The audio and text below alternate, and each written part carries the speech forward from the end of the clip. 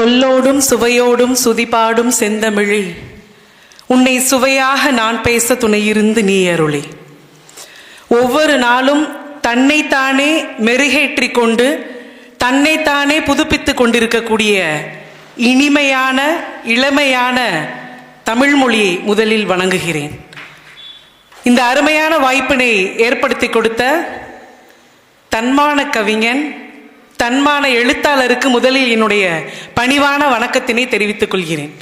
காரணம் என்னன்னா, இன்னைக்கு நம்ம கொண்டாடி கொண்டிருக்கக்கூடிய விழா பாரதியினுடைய விழா. எத்தனையோ கவிஞர்கள் இருந்தாலும் பாரதி என்றவுடன் ஒவ்வொருவருடைய மனசுல வரக்கூடிய முதல் எண்ணம், அதனுடைய வெளிப்பாடு என்னன்னா, அவர் ஒரு தன்மான கவிஞன். அந்த தன்மான கவிஞனை விரும்புறதுக்கு அடையாளமாக தானும் அதுபோல வாழ்வதுதான் ஒரு உண்மையான இலக்கியவாதிக்கு எடுத்துக்காட்டு என்ற சொல்லிற்கு இணங்க வாழ்பவர் தான் இந்த நிகழ்ச்சியை ஒவ்வொரு வருடமும் திறம்பட நிகழ்த்தி கொண்டிருக்கக்கூடிய பெரும் போற்றுதலுக்குரிய அப்பா ஜெயச்சந்திரன் அவர்களை வணங்கி, அப்பா ஒரு விஷயத்தை பதிவு பண்ணாங்க. போஸ்டர் ஒட்டுன அளவுக்கு கூட இங்க ஆட்கள் இல்லை அப்படின்னு சொல்லிட்டு.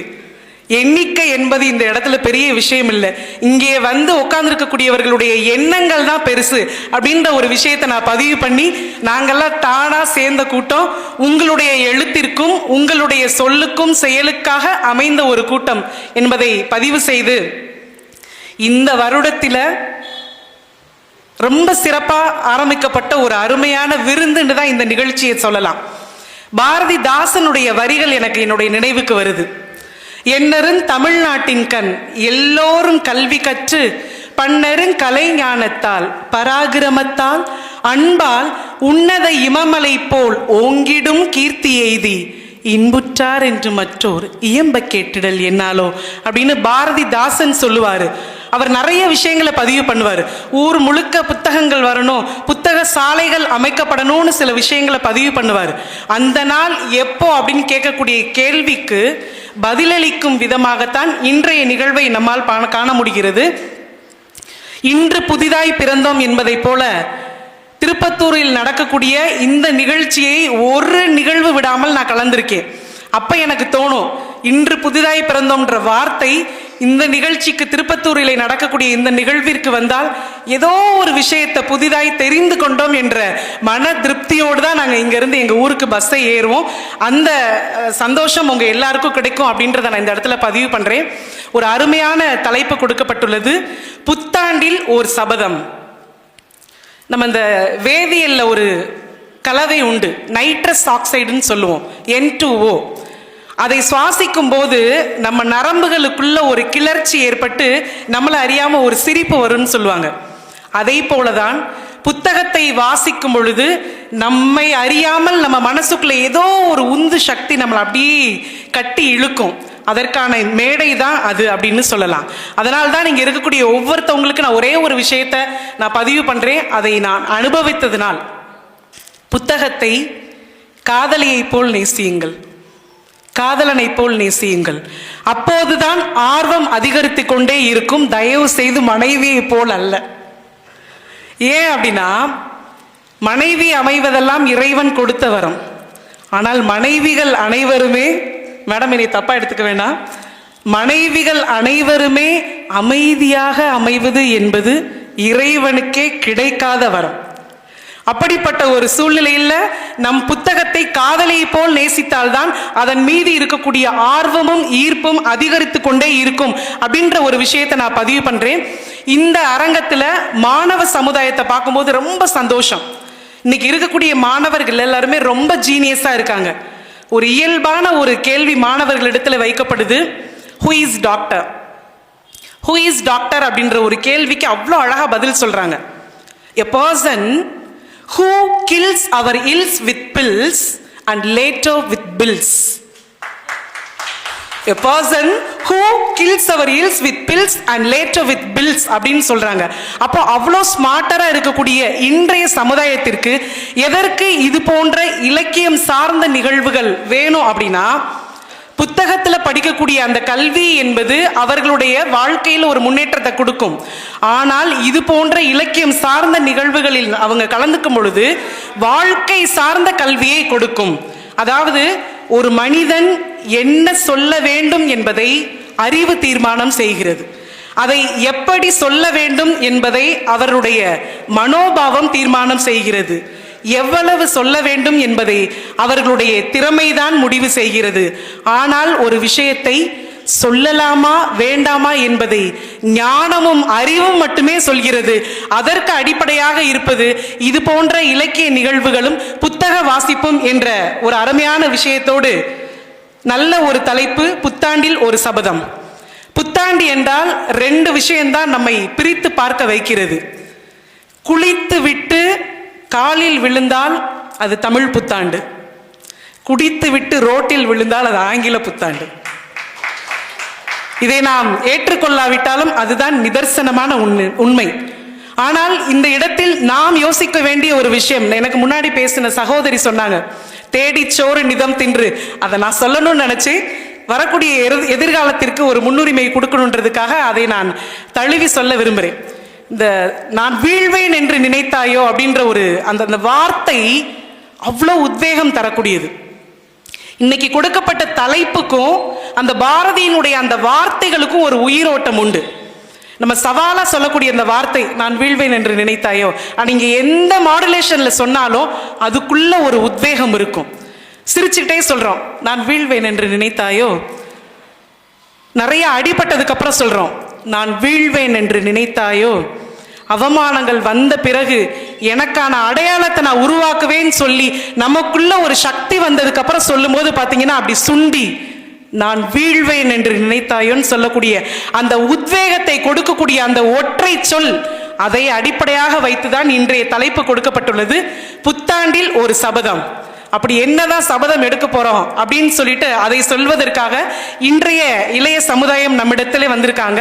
நான் இங்க இருக்கக்கூடிய பெரியவர்களுக்கும் சரி, இங்க இருக்கக்கூடிய குழந்தைகளுக்கும், வளர்ந்து வரக்கூடிய சமுதாயத்துக்கும் நான் ஒரே ஒரு விஷயத்தை சொல்றேன், உங்களுடைய பாதை சரியாக இருந்தால் நீங்கள் பயணப்படுங்கள். ஏன்னா இங்க இருக்கக்கூடிய சமுதாய சிக்கல், நானாக இருப்பதில் எந்த கடினமும் இருந்ததில்லை, ஆனால் உங்களுக்கு ஏற்ற நானாக இருப்பதில் தான் இங்கே அத்தனை சிக்கலும் உண்டு. அதை மறந்து உங்களுடைய பாதை சரியாக இருக்கும் வரையில் உங்களுடைய பயணம் எப்போதுமே வெற்றி அடையும் என்ற ஒரு அருமையான உரையை உங்களிடத்திலே பதிவு செய்து இளையவர்களுக்கு முன்னுரிமை வழங்கும் விதமாக மகளிர் கருத்தரங்கத்தினை துவங்கி வைப்பதற்காக செல்வி பா பவதாரிணி அவர்களை உங்கள் கரவொலியோடு அன்போடு அழைக்கிறோம். வந்திருக்கும் அனைவருக்கும் என்னுடைய பணிவான வணக்கங்கள். முயற்சி திருவினையாக்கும், முயற்சின்மை இன்மை புகுத்துவிடும் என்பதற்கிணங்க நாங்கள் அனைவரும், அதாவது நான் இப்பொழுது காரைக்குடி அரசு சட்டக் கல்லூரியிலே 1ஆம் ஆண்டு LLB ஃபர்ஸ்ட் இயர் ஸ்டூடெண்ட்டாக இப்போ படிச்சுட்டு இருக்கேன். அதுக்கும் முன்னாடி ஒன்று சொல்லணும் அப்படின்னா, நான் ஒரு 10ஆம் கிளாஸ் படிக்கும்போது சிவகங்கையில் ஒரு சட்டக்கல்லூரி வரணும் அப்படிங்கிறது ரொம்ப பேருடைய கனவாகவே இருந்துச்சு. எங்கள் வீட்டு பக்கத்தில் இருக்கவங்க பெரியவங்களாம் என்ன சொல்லுவாங்கன்னா, நம்ம சிவகங்கையில் ஒரு லா காலேஜ் வந்துருச்சுன்னா பிள்ளைங்களாம் சட்டம் படிச்சு போடுவாங்கப்பா அப்படின்னு சொல்லுவாங்க. அந்த பல பேருடைய எண்ணங்களும் போராட்டமும் இன்னைக்கு நினைவாயிருக்கு. அதில் நானும் படிக்கிறேங்கிறது ரொம்ப சந்தோஷமான ஒரு விஷயம். அதற்கு முன்னாடி என்னுடைய புத்தாண்டு கவிதையிலிருந்து நான் என்னோட பேச்ச ஆரம்பமாக்குறேன். காதலும் கண்ணியமும் கலந்த கலவை புத்தாண்டு, நேற்று போல் இன்று இல்லை, இன்று போல் நாளை இல்லை என்பார்கள். உண்மைதான். கடந்த வருடம் கார்ப்பரேட் நிறுவனத்தின் உணர்வற்ற பணியாளராக இந்த புது வருடம் என் பல வருட காதலை கரம் பிடித்ததோடு ஆரம்பமாகிறது. திருமணம் என்றுதானே நினைத்தீர்கள்? இல்லவே இல்லை. சட்டத்தின் மீதான என் அதீத காதல் இன்று சட்ட மாணவியாக உங்களுடன். மகிழ்ச்சியை கொண்டாடவும் வேண்டும், வாய்ப்பை வளமாக்கவும் வேண்டும். பிரபஞ்சமே என் மீது நம்பிக்கை கொள்கின்றேன். இன்று சட்டம் என் கையில். நம்புகிறேன் என் செயல்பாடுகள் மீது நான். உங்கள் பார்வைகளை பலப்படுத்திக் கொள்ளுங்கள். சுயமரியாதை, பொது உடைமை, பகுத்தறிவு இவற்றுடன் சட்டம் இணைந்து புரட்சி பட்டாசு வெடிப்பதை காண்பதற்கு தயாராகுங்கள். கற்றறிந்து திறம்பட பேசு என்பார்கள். அதுபோல என் காதல் மீதான கண்ணியத்தை, என் சமூக நீதிக்கான பயணம், வாழ்க்கை பயணம் உறக்க பேசும். உங்களின் உறக்கத்திலும் உறங்க விடாமல் ஒலிக்கும் என் நீதி குரல். அதாவது இது எதுக்காக எழுதினேன் அப்படின்னா, சமீபத்தில் நடந்த சில விஷயங்கள். அன்று ஸ்ரீமதி, இன்று அண்ணா பல்கலைக்கழகத்துடைய மாணவி. அதாவது இதை பற்றி நான் இந்த மனநிலையில் இருக்கும்போது இன்றைக்கி இந்த மீட்டிங் வரணும்னு சொல்லியிருந்தாங்க இல்லையா, அதை பார்க்கும்போது நான் வந்து என்னோட பெரியவர்கள்ட்ட கேட்டேன், என்னதான் வெளியில் சிரித்தாலும் பண்ணாலும் வந்து மனசுக்குள்ள ஒரு அமைதியே இல்லை. இதை பேசும்போது எனக்கு என்ன பேசணும்னு தெரில, ஏதாவது உள்ளே இருக்க கோவம் வெளியில் ஆதங்கமாக வெளியே வந்துருமோ அப்படிங்கிற ஒரு பயம் இருக்குது சார் அப்படின்னு நான் சொன்னேன். அப்போ என்னுடைய பெரியவர் சொன்னது என்னன்னா, இடம் பொருள் ஏவல் அறிந்து பேசுங்க அப்படின்னு சொன்னாங்க. எந்த ஒரு சம்பவமும் எதுவுமே கைமீறி போறதுக்கு முன்னாடி, வன்கொடுமைகள் நிகழ்வதற்கு முன்பு தான் அந்த இடம் பொருள் ஏவல் அறிந்து பேச முடியும். அது எல்லாமே கைமீறி போனதுக்கு அப்புறம் எப்படி இடம் பொருள் ஏவல் அறிந்து பேச முடியும்? அந்த அமைதியே கிடையாது. அமைதியாக இருப்பது போல் நடிக்கலாம், ஆனால் மனதில் அமைதி இல்லை. நிறைய ஆண்கள் சொல்வார்கள், என்னால் வந்து பெண்களுடைய கஷ்டத்தை உணர முடியும். நாங்கள் ஆண்களாக இருந்தாலும் எங்கள் வீட்டில் தாய் இருக்கிறார்கள், மனைவி இருக்கிறார்கள், பிள்ளைகள் இருக்கிறார்கள், சகோதரிகள் இருக்கிறார்கள், எங்களால் உணர முடியும்னு சொல்லுவாங்க. ஆனால் இல்லை, ஒரு பெண்ணால் மட்டுமே பெண்ணினுடைய ஆழத்தில் சென்று அதனின் வழியை உணர முடியும் என்று நான் கூறுகிறேன். அப்படி என் தங்கைக்கு நிகழ்ந்ததை நினைத்து மிகவும் வருத்தம் கொள்கிறேன். இப்படி இருக்க ஒரு சூழ்நிலையில இப்படியெல்லாம் பேச எப்படி முதலில் வாய் வந்தது, ஒரு பயம் இல்லாமல் பொதுவான இடத்துல எப்படி வந்தது அப்படின்னா, புத்தகமே என்னை புரட்சியாளனாக மாற்றியது. நான் முதலில் படித்த புத்தகம் காரல் மார்க்ஸுடைய புத்தகம். அந்த புத்தகம் என் மனசுல ரொம்ப பெரிய புரட்சியா மாத்துச்சு. இப்படி பேசுறதுக்கு தைரியம் கொடுத்ததும் அதே புத்தகம் தான். ஆனா இன்னைக்கு இப்படி ஒரு சூழ்நிலையில மனம் ஒரு மாதிரி அமைதி இல்லாம இருக்கும்போது அதே புத்தகம் தான் என்னை அமைதியாகவும் பொறுமையாகவும் மாற்றுகிறது. ஆகையினால் இது சொல்ல வருவது என்னவென்றால், ஒவ்வொருவரும் புத்தகம் படிக்க பழக வேண்டும். நான் என்னுடைய சட்டக்கல்லூரியில நாங்கள் வந்து இந்த வருஷத்துல இருந்து ஒரு நீதி குரல் அப்படிங்கிற ஒரு ஆர்கனைசேஷன் ஸ்டார்ட் பண்ணியிருக்கோம். அந்த ஆர்கனைசேஷனோட கொள்கைகள் என்ன அப்படின்னா, அனைத்து அரசு பள்ளிகளுக்கும் சென்று கிராமங்களுக்கும் சென்று அங்கு உள்ள மக்களின் அறியாமையை போக்க வேண்டும், மாணவர்களுக்கான விழிப்புணர்வு பிரச்சாரங்கள் செய்ய வேண்டும். அதுதான் எங்களுடைய கொள்கை. அதை நாங்கள் அமைதியான முறையில், அகிம்சையான முறையில் நாங்கள் அதை செய்ய போகிறோம். அதாவது இந்த நிகழ்வுகள் எல்லாம் எங்களுக்கு உணர்த்துவது என்னவென்றால், படியுங்கள், நன்கு படியுங்கள், பேசுங்கள். உங்களிடம் அறிவொளி இருக்கிறது என்றால் மற்றவர்கள் அதில் மெழுகுவத்தி ஏற்க வேண்டும் என்று காரல் மார்க்ஸ் அவர்கள் கூறியது போல, நாங்கள் இதை வந்து வரப்போற பொங்கலுக்கு முன்னாடியே முதல் மீட்டிங் வைக்கலான் இருக்கோம். அந்த நீதி குரல் ஆர்கனைசேஷன் எங்களுடைய சட்டக்கல்லூரி மாணவர்கள் ஆரம்பிச்சிருக்கோம். எங்களுடைய பிரின்சிபல் மேமோட பெர்மிஷனோட நாங்கள் இதை ஸ்டார்ட் பண்ணுறோம். முதல்ல வந்து காரைக்குடிக்கு அருகில் உள்ள கிராமங்கள், பள்ளிகள் சென்று பேச போகிறோம். அமைதியான முறையிலும் நாங்கள் அனுபவிச்சது, எங்கள் பிள்ளைகள் எப்படி அதை பார்க்கணும், எங்களுக்கு அடுத்த உள்ள ஜென்ரேஷன் எப்போது விழிப்புணர்வோடு இருந்து கொள்ள வேண்டும் என்பதற்காகவே இது ஆரம்பிக்கப்பட்டது. அதாவது எங்கெல்லாம் அடக்குமுறை கேட்கிறதோ அங்கெல்லாம் எங்கள் கால்கள் பயணிக்கும் என்பது எங்களுடைய ஆர்கனைசேஷனுடைய கொள்கை. பாரதியார் கூறியது போல, எப்போதும் கர்வத்துடன் இரு, இங்கு யாரும் யாருக்கும் சலித்தவர்கள் அல்ல. இது எல்லாமே எப்போது வெளிப்படுதுன்னா, ஒரு அநீதி நடக்கும்போது மட்டும்தான். அதர்வைஸ் நாங்கள் எல்லாருமே மற்றபடி பணிவாக இந்த சமூகத்தை வணங்குகிறோம். வாய்ப்பளித்தமைக்கு நன்றி. தங்க தமிழே, தரணி புகழ் செம்மொழியே, தென்றல் தேரேற்றி உன்னை அழைத்து வரும், தேவர் குலம் சேர்ந்து வந்து வாழ்த்துரைக்கும் மின்னல் அழகே, மிளர்கின்ற மென் தமிழே, கண்ணல் கரும்பாய் காதல் இனிக்கின்ற கவிதை பல கோடி தந்தாய் வாழ்த்து.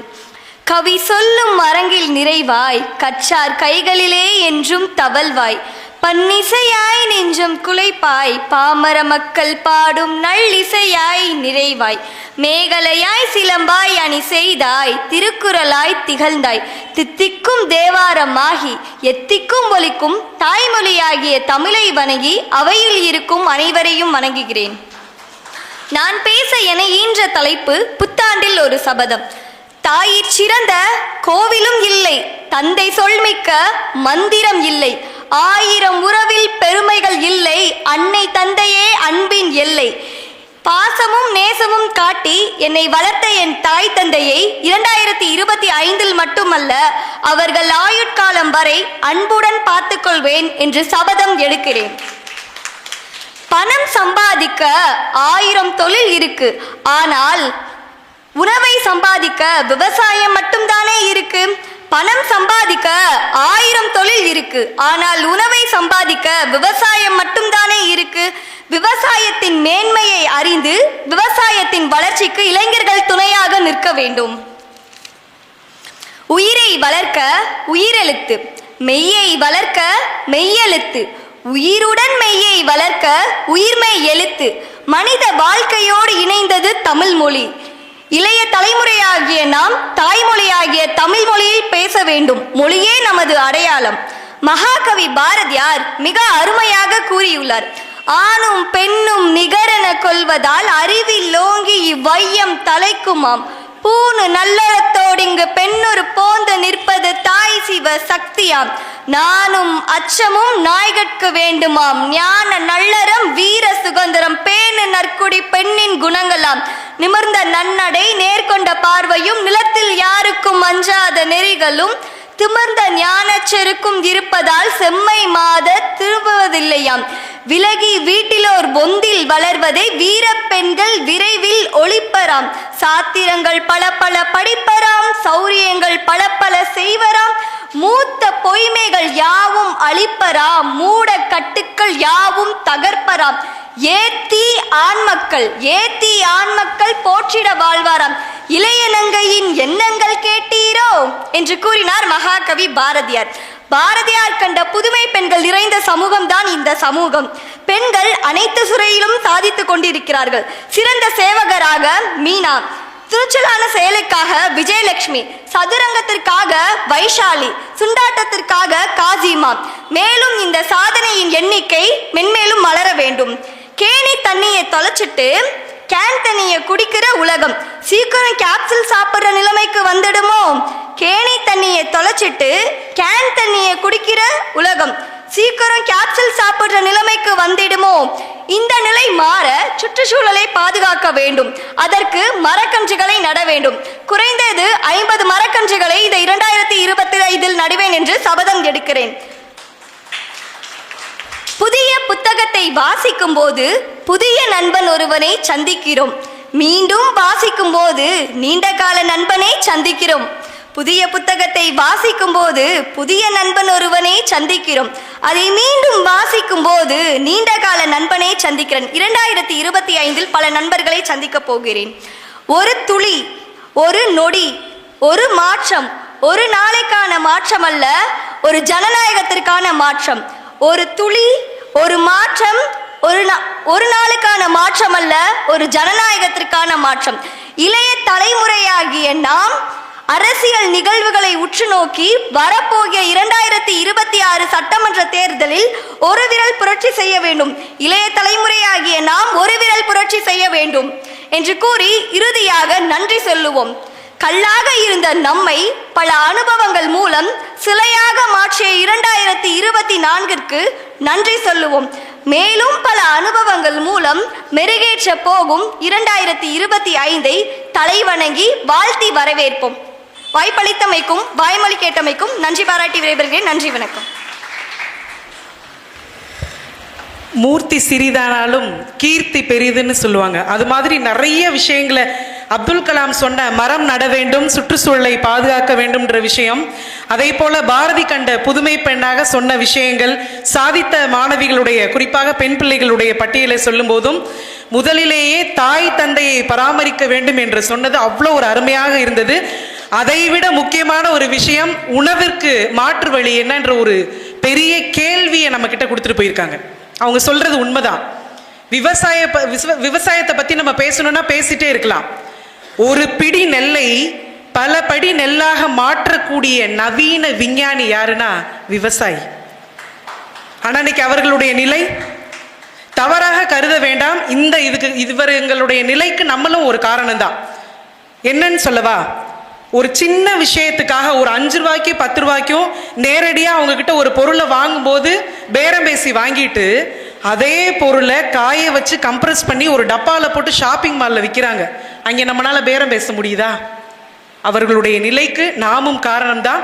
அந்த பொண்ணு சொன்ன வார்த்தையில இந்த அர்த்தத்தை நம்மளால உணர முடிஞ்சிருக்கும். நிச்சயமாக வரும் காலத்தில் அதனுடைய மாற்றத்தை நாம் எதிர்பார்க்கலாம் என்று கூறி அடுத்த மாணவியை அன்போடு அழைக்கிறோம். செல்வி பத்மஸ்னேகா அவர்களை அன்போடு அழைக்கிறோம். அறத்துப்பால் பொருட்பால் இன்பத்துப்பால் என என் ஐயன் அன்பால் எழுதிய தமிழே, நீ பெண்பால் என உணர்ந்தே உனை நின்பால் தினம் தொழுதோம். பண்பால் என்னை வளர்த்தே நின்பால் என்னை ஈர்த்தாய். உன் அழகால் நீ உலகாள்வதை ஒரு நாளும் மறவோம். தமிழே உனக்கு என் முதல் வணக்கம்.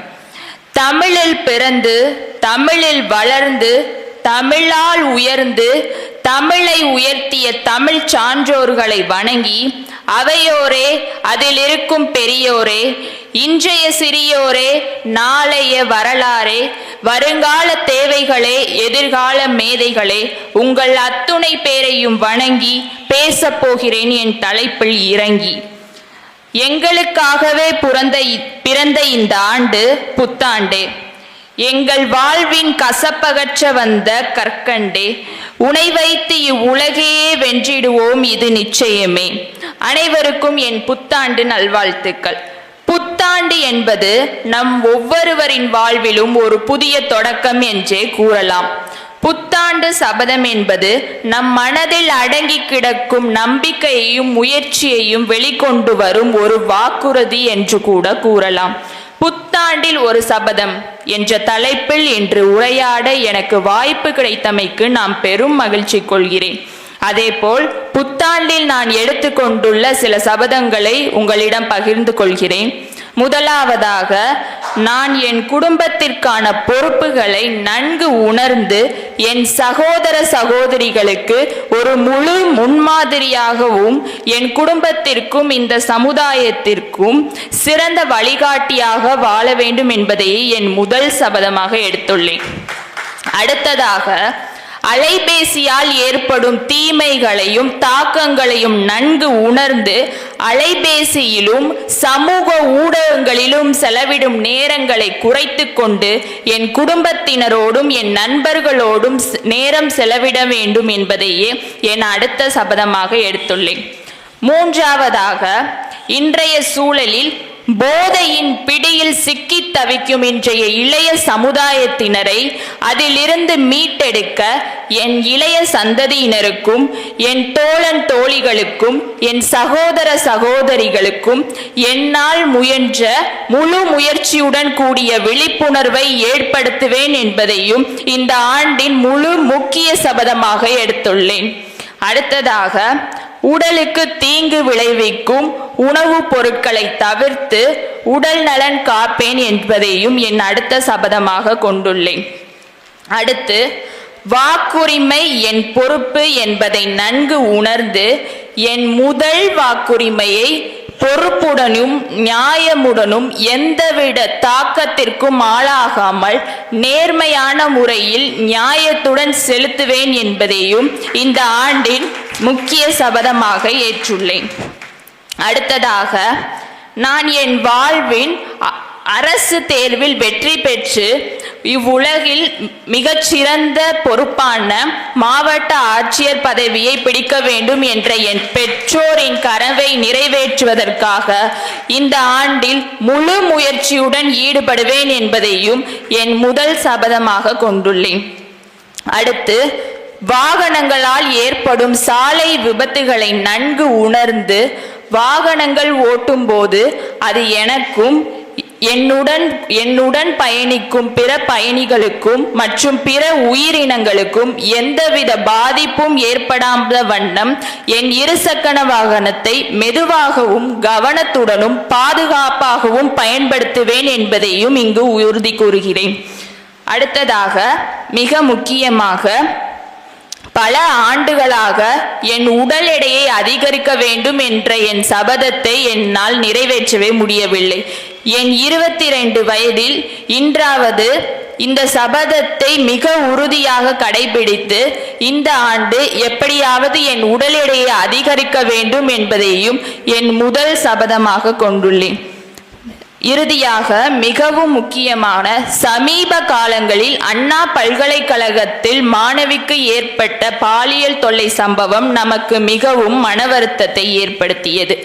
ஆனாலும் அந்த சகோதரிக்கு நம்மால் ஆறுதல் மட்டுமே கூற முடிகிறது. கல்வி நிறுவனங்களில் இது போன்ற பெண் பிள்ளைகளுக்கு ஏற்படும் பாலியல் தொல்லைகளை தடுக்க என்னால் முயன்றவரை எனக்கும் என் சகோதர சகோதரிகளுக்கும் என் தோழிகளுக்கும் என்னுடன் பயிலும் மாணவிகளுக்கும் எந்தவித உடல் ரீதியான மன ரீதியான பாதிப்பும் ஏற்படாத வகையில் என்னும் முழு முயற்சியுடன் கூடிய விழிப்புணர்வை அவர்களுக்கு ஏற்படுத்துவதில் பெரும் பங்களிப்பேன் என்பதையும் இந்த ஆண்டில் முக்கிய சபதமாக கொண்டுள்ளேன். இவை அனைத்தும் எனது இந்த ஆண்டின் சபதங்களாக இருப்பதனால் இந்த சபதங்களை எல்லாம் நிறைவேற்றுவதையே ஒரு சபதமாக கொண்டு அழகான ஆரம்பம் அமைதியாய் அரங்கேற அன்பும் அறிவும் அகிலமெல்லாம் ஒளி வீச அத்துணையும் மாறும் என்ற ஆழமான நம்பிக்கையில் அச்சாணியாய் பிறந்த இந்த புத்தாண்டில் புது உலகை படைப்போம் என்று கூறி மீண்டும் ஒரு முறை அனைவருக்கும் என் புத்தாண்டு வாழ்த்துக்களை தெரிவித்துக் கொண்டு விடைபெறுகிறேன். நன்றி, வணக்கம். சிறப்பான சபதமாக இருந்தது. அவங்க சொன்ன அந்த முதல் அறமே வலியுறுத்தியது. வீடுகளில் இருக்கக்கூடிய சகோதரிகளுக்கு முன்மாதிரியாக பொறுப்போடு இருப்பேன்னு சொன்னாங்க இல்லையா, ரொம்ப அழகா இருந்தது. வீடுகளில் அறம் இருந்தால்தான் வீதிகளில் அறம் இருக்கும்ன்ற ஒரு விஷயத்த ரொம்ப அழகா பதிவு பண்ணாங்க. அது மட்டும் இல்லாம கைபேசியை தொலைச்சிட்டு உறவுகளோடு நான் நேரம் செலவு பண்ணணும் அப்படின்னு சொன்னாங்க. ஒரு சின்ன வார்த்தை ஞாபகம் வந்தது. பேசுவதற்காக கண்டுபிடிக்கப்பட்ட கைபேசி இன்னைக்கு அத்தனை பேரையும் ஊமையாக்கிருச்சு. அதுதான் உண்மை. அது மட்டுமல்ல, போதையினால இன்னைக்கு நிறைய இளைய சமுதாயம் பாதிப்புக்கு உள்ளா இருக்காங்க அப்படின்னு சொல்லுவாங்க. அழகா ஒரு கவிஞர் சொல்லுவார், மாத்திரைக்கு அடிமையானால் மனிதன் யாத்திரைக்கு போக வேண்டி இருக்கும்னு சொல்லுவார். அதை போல ரொம்ப அருமையா ரொம்ப தெளிவா இருந்தது. ஜனநாயக கடமையை ஆற்ற வேண்டும், அதை நேர்மையாக செயல்படுத்த வேண்டும், பெற்றோர்களுடைய கனவை நிறைவேற்ற வேண்டும்னு சொல்லிட்டு நிறைவா ஒரு விஷயத்த சொன்னாங்க. எனக்கு கொஞ்சம் மனசுக்குள்ள சிரிப்பு வந்தது. என்னன்னா, டிராஃபிக் ரூல்ஸை கரெக்டாக வண்டி ஓட்டணும்னு சொன்னாங்க. பொதுவாகவே இந்த பெண் பிள்ளைகளுக்கு இருக்கக்கூடிய ஒரு சின்ன குறும்புத்தனம் என்ன தெரியுமா, லெஃப்ட்ல இண்டிகேட்டர் போட்டு ரைட்ல வளையக்கூடிய ஒரு பழக்கம் பெண் குழந்தைகளுக்கு உண்டு. ஆனால் அதை மாற்றம் செய்து நான் சரியா ஓட்டுவேன், எனக்கு எதிரில் வரக்கூடியவர்களோட பாதுகாப்புக்கு நான் உத்வேகத்தோட உறுதுணையா இருப்பேன்ற ஒரு விஷயத்தை ரொம்ப அழகா பதிவு பண்ணாங்க. பத்மஸ்னேகா அவர்களுக்கு மனம் நிறைந்த வாழ்த்துக்கள். அவர்களை தொடர்ந்து தன்னுடைய புத்தாண்டின் சபதத்தை பகிர்ந்து கொள்வதற்காக செல்வி பகவதி அவர்களை அன்போடு அழைக்கிறோம். தமிழே, முன்னைக்கும் முன்னை முகழ்ந்த நறுங்கனியே, கன்னி குமரி கடல் கொண்ட நாட்டிடையில் மன்னி அரசிருந்த மண்ணுலக பேரரசே, தென்னன் மகளே, திருக்குறளின் மாண்புகளே, இன்னரும் பார்ப்பத்தே என் தொகையே நற்கணக்கே, மண்ணுஞ்சிலம்பே மணிமேகலை வடிவே, முன்னும் நிலைவாள் முடித்தாள வாழ்த்துவோமே என்று என் தமிழன்னையை வணங்கி அவையோரை வணங்கி பேச போகிறேன் தலைப்பில் இறங்கி. இன்றைய தலைப்போ புத்தாண்டில் ஒரு சபதம். புத்தாண்டுக்கு முன்று சென்ற ஆண்டை நாம் வரவேற்க வேண்டும். 2024ஆம் ஆண்டு அனைவரும் விடை கொடுத்துவிட்டு 2025ற்குள் காலடி எடுத்து வைத்துள்ளோம். சில கசப்பான ஞாபகங்கள், சில பசுமையான ஞாபகங்கள், ஏராளமான சங்கடங்கள், இந்த மாதிரி பல வகையான 2024 நல்ல ஒரு புத்தகமாக நம்மளை அனுப்பி 25க்கு அனுப்பியிருக்கிறது. அப்படி நம் தமிழில் சொல்ல வேண்டும் என்றால், பழையன கழிதலும் புதியன புகுதலும் என்பதை போல பழைய அந்த சென்ற ஆண்டு 24வது வருடம் நாம் கற்றுக்கொண்ட பாடத்தையும் விட்டுவிட வேண்டிய சுமைகளையும் விட்டுவிட்டு கடந்த ஆண்டிற்குள் செல்ல வேண்டும். அதற்கு முன்பாக சிறிய கதைகளை சொல்ல விரும்புகிறேன். ஒரு குருவும் சீடனும் தங்கள் பணியை முடித்துவிட்டு வந்து கொண்டிருக்கிறார்கள். அப்பொழுது ஒரு இளம்பெண் ஆற்றங்கரையை கடப்பதற்கு மிகவும் சிரமப்பட்டு கொண்டிருக்கிறார். அந்த இளம்பெண் கேட்கிறார், அந்த சீடனிடம் குருவிடம் கேட்கிறார், எனக்கு இந்த கரையை கடக்க நீங்க உதவி செய்யுங்கள் அப்படின்னு கேட்கிறாங்க. அப்படி கேட்கும்போது அவங்க சரின்னு என்று தயங்காமல் குருவானவர் முதுகில் மேல் தூக்கி கொண்டு அந்த இளம்பெண்ணை கரையை கடத்தி விட்டார். ஆனா அந்த சீடருக்கு இருப்பிடத்திற்கு வந்து விட்டார்கள். ஆனால் அந்த சீடருக்கு உறுத்தி கொண்டே இருக்கு, இவ்வளோ பெரிய குரு அந்த செயலை செஞ்சிருக்கலாமா அப்படின்னு. அப்போதைக்கு குருவிடம் போய் சீடன் வந்து கேட்டுறாரு, ஏன் குருவே நீங்கள் இந்த மாதிரி பண்ணது தவறு, எனக்கு வந்து அதை ஒப்புக்கொள்ள முடியவில்லை. நான் அந்த இளம் பெண்ணை ஆற்றங்கரையின் எல்லையிலே இறக்கிவிட்டு வைத்துட்டேன், நீ இருப்பிடம் வரை சுமந்து கொண்டு வந்திருக்கிறாய் அப்படின்னு. இதில் என்ன சொல்ல விரும்புகிறேன் அப்படின்னா, 2024ஆம் ஆண்டு நடந்த கசப்பான விஷயங்களை அங்கே விட்டுவிட்டு 2025க்குள் காலடி வைத்துள்ளோம். 2025 என்பது நமக்கு ஒரு 365 பக்கங்களை கொண்ட வெள்ளை காகிதமாக இருக்கிறது. அதில் அழகிய அருமையான பக்கங்களை நாம் நிரப்புவது நம் கையில் உள்ளது. எனவே 2025இல் நமக்கான புத்தகமாக ஒரு புத்தகத்தை நாம் அமைக்க வேண்டும். அதற்கு சபதமாகவும் தீர்மானமாகவும் பலவற்றை நம்ம எடுத்துக்கொண்டிருக்கிறோம். அதில் முதலில் நாம் பண்ண வேண்டியது என்னவென்றால், சுய மதிப்பீடு நமக்கு நாமே செய்து கொள்ள வேண்டும். நாம் என்ன பண்ண வேண்டும், நாம் எந்த மாதிரியான தீர்மானங்களை எடுக்க வேண்டும் என்று. ஆனால் பல தீர்மானங்களை எடுத்தாலும் அந்த தீர்மானம் ஜனவரி மாதம் இறுதியிலேயே தீர்மானங்கள் பறந்து விடுகின்றன. அந்த தீர்மானங்களுக்கே நம்ம ஒரு காலக்கெழுகளை கொடுத்து அந்த தீர்மானங்களை சரிவர செய்ய வேண்டும் என்பதே என்னோட உறுதி. என்னவென்றால், இந்த வருடத்திற்குள் நான் இத்தனை புத்தகங்களை படித்து முடித்து விடுவேன். நான் புத்தகம் படித்துக்கிட்டே இருப்பேன் என்று சொன்னால் அந்த சபதம் வந்து நிறைவேற மாட்டேங்குது. இந்த புத்தகங்களை நான் இந்த ஆண்டுக்குள்ளே இத்தனை புத்தகம் படிச்சிருவேன், அதில் உள்ள செய்தியை நான் பிறருக்கு தெரியப்படுத்துவேன் அப்படின்ற ஒரு சபதத்தை நான் எடுத்தால் மட்டும்தான் அதை வந்து நான் என்னால் செயல்படுத்த முடியும் அப்படின்னு நம்புகிறேன். எல்லாருக்குமான ஒரு இதுவாகவே இருக்கட்டும். அடுத்ததாக நேரம். விவேகானந்தர் மிக அருமையாக சொல்லியிருப்பார் என்னவென்றால், கடிகாரத்தில் ஓடுவது முள் மட்டுமல்ல, உன் வாழ்க்கையும் தான். எனவே காலம் பொன் போன்றது, நேரத்தை பார்த்து செலவிட வேண்டும் என்று அடுத்த சபதமாக இருக்கின்றது. முன்னால் ஆதி காலத்திலாம் என்னவென்றால், உணவு இறக்க இருப்பிடம் உடுத்த உடை என்ற இது இருந்தது. இப்போ நம் அனைவருக்கும் அது பூர்த்தி ஆகிவிட்டது என்பதே உண்மை. இப்போ நமக்கு என்னென்ன, உண்ண சத்தான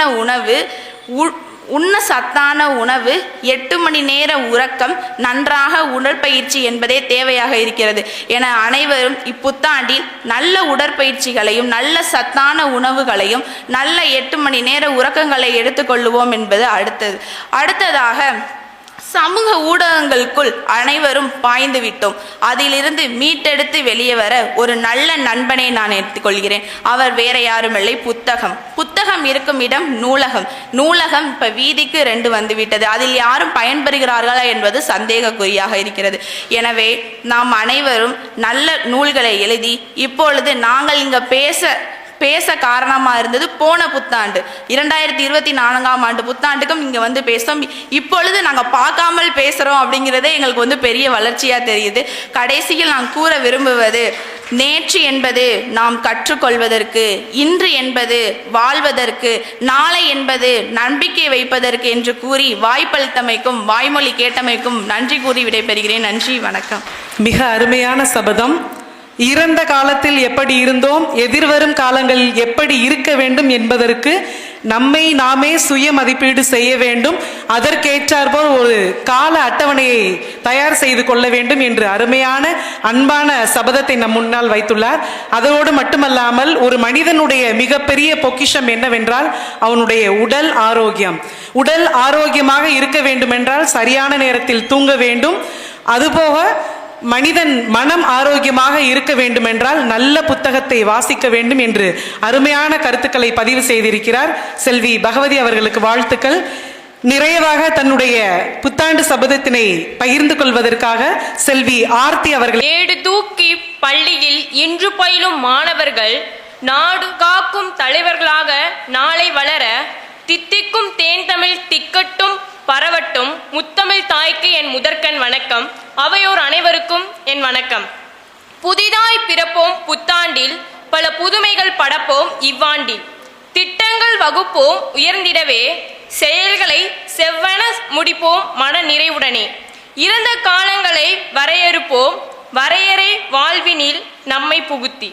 குறைவின்றி நிறைவாய் வாழ்ந்திடுவோம், நாட்டிலுள்ளோர் நலம் பெறவே. புத்தாண்டும் வாழ்த்தொலி இசைக்கிறது. அனைவருக்கும் இனிய புத்தாண்டு நல்வாழ்த்துக்கள். நேரம் கிடைக்கவில்லை என்று குறை கூறுவதை விடுத்து நேரத்தை முறையாக பயன்படுத்துவோம். நாளை என்பது எனக்கு வருமோ என்ற பயமில்லை, நேற்று போய்விட்டதே என்ற ஏக்கமில்லை. இன்று எனக்கு கிடைத்துள்ள பெரும் பொக்கிஷம், அதை நல்ல முறையில் வாழ்ந்து காட்டுவேன் என்பதே என் முதல் சபதம். இந்த 2025 ஒரு சிறப்பு என்னன்னா 45ஐயும் பெருக்கணும்னா 2025 வரும். அதே மாதிரி ஓரிலக்க எண்கள் எல்லாத்தோட வர்க்கத்தையும் பெருக்கினா 2025 வரும்.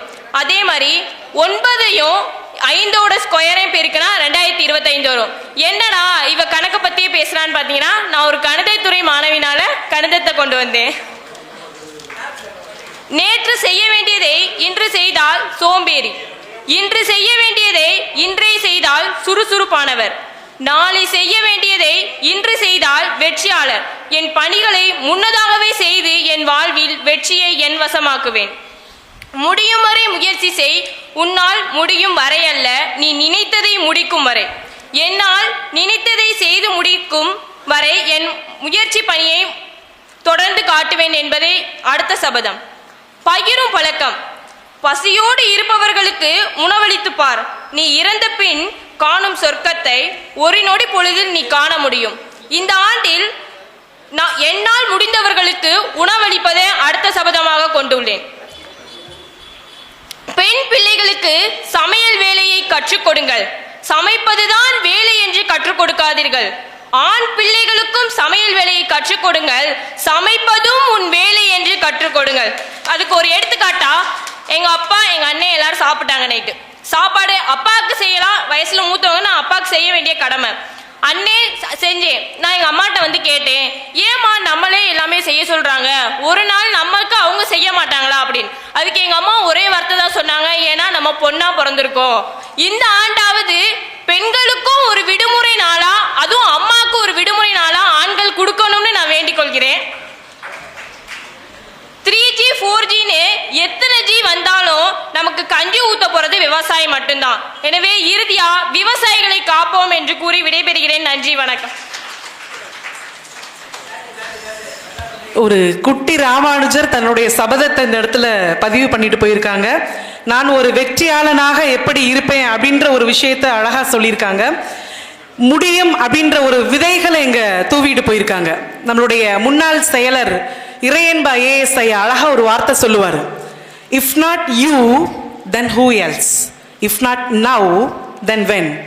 உன்னால முடியலனா வேற யாரால முடியும், இப்போது முடியவில்லை என்றால் பிறகு எப்போது முடியும் என்ற ஆழமான கருத்துக்களை சொன்னாங்க. அந்த விஷயத்தை இந்த இடத்துல ரொம்ப அழகா பதிவு பண்ணியிருக்காங்க. அதை விட முக்கியமான ஒரு விஷயம், ஆண் பிள்ளைகளுக்கும் சமையல் சொல்லிக் கொடுங்கன்னு ரொம்ப பகிரங்கமா சொல்லிட்டு போயிருக்காங்க. அவங்க சொன்னதுல ஒரு நியாயம் இருந்தது. நான் என்னுடைய சேனல்ல கூட இந்த ஒரு விஷயத்தை பதிவு பண்ணியிருக்கேன்.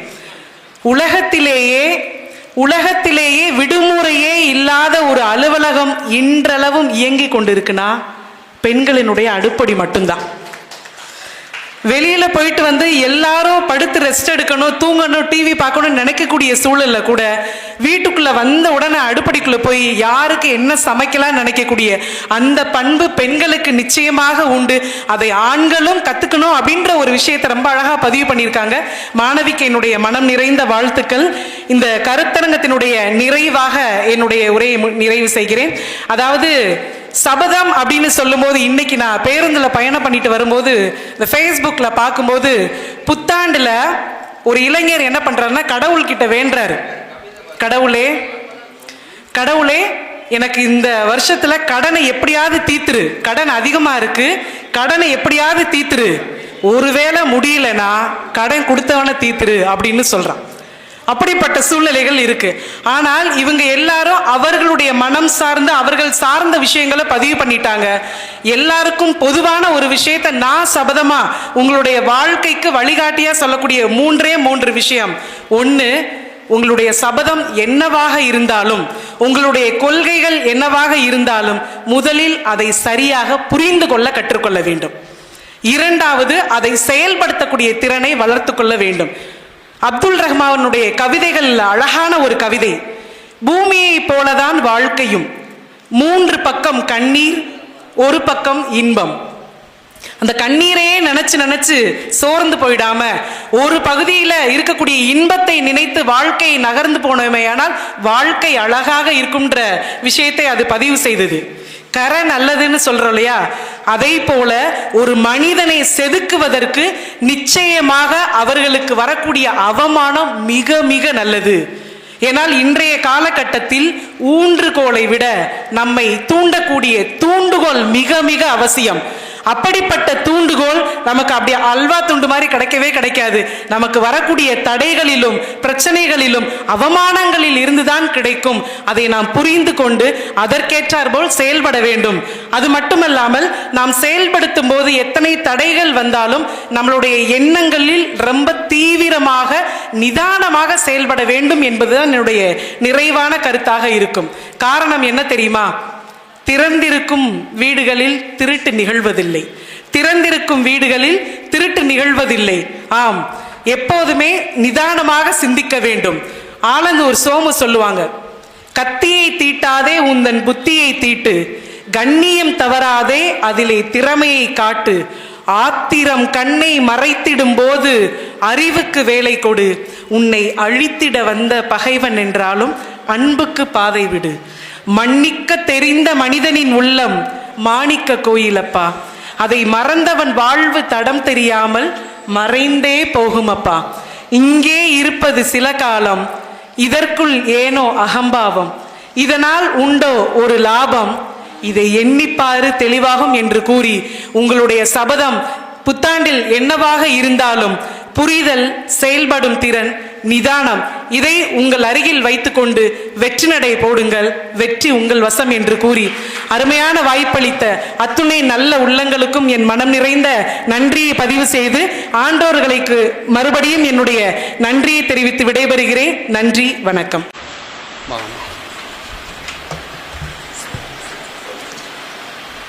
அடுத்து பவதாரணி, வாங்க, ஓடியாங்க.